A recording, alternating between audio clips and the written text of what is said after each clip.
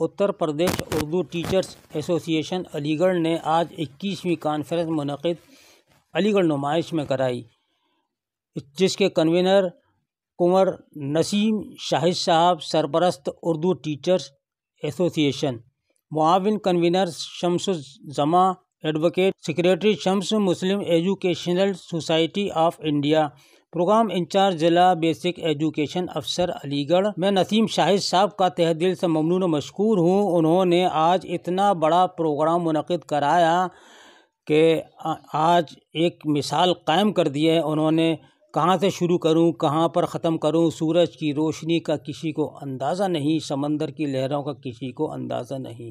اردو ایک خوش رنگ اور ہرا بھرا گلدستہ ہے جس میں رنگ برنگ کے خوبصورت پھول کھلتے ہیں۔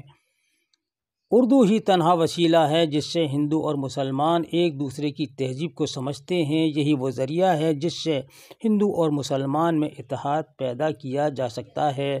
دوستو، اردو اور ہندی دو سگی بہنیں ہیں جن کو کوئی جدا نہیں کر سکتا۔ اسی طرح ہندی اور اردو کا چولی دامن کا ساتھ ہے۔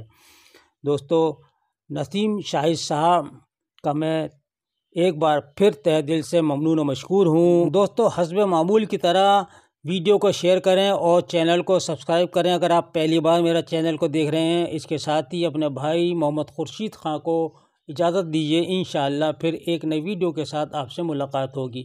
اللہ حافظ۔